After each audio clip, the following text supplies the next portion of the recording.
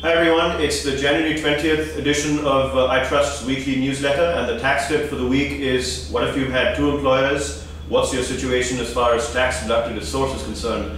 It's an important issue to consider, otherwise it can cause you a lot of complications when you're filing your tax return, or you might incur some penalties and penalty interest fees, late payment fees and so on as well. So let's go through in some detail why this is important.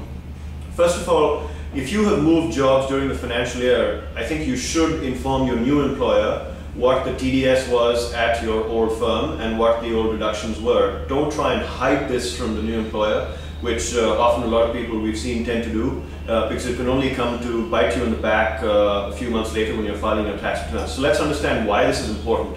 You know, when you're getting your monthly paycheck, your employer is adjusting that paycheck for certain deductions, certain the tax slab that you're in, and certain annual tax-related deductions that you might make related to Section 80C and so on. As a result, you're getting a certain tax benefit for that. Now, when you move to a new employer, if you haven't told whatever TDS has occurred with your old employer, the new employer will also start making some of these deductions.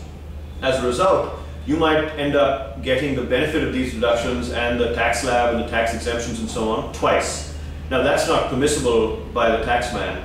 What's going to happen then is that at the end of the financial year, when you end up going to file your tax return, you will realize that both these are aggregated, and you might have ended up taking a lot more tax deductions than what are legally permissible for you.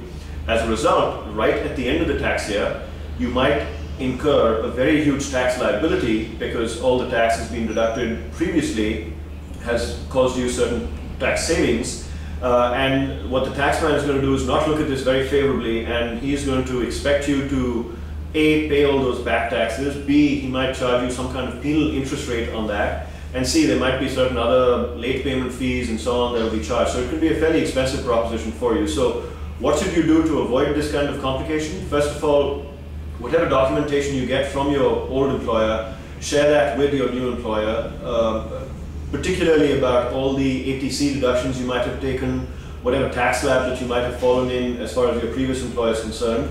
And C, just clarify with your new employer, whether it's the HR department or accounting and finance, whoever is responsible for this at your new employer, that you know, the right amount of tax is being deducted, and at year end you will not be slapped on with some kind of penalty tax or late payment fee. So good luck with your TDS.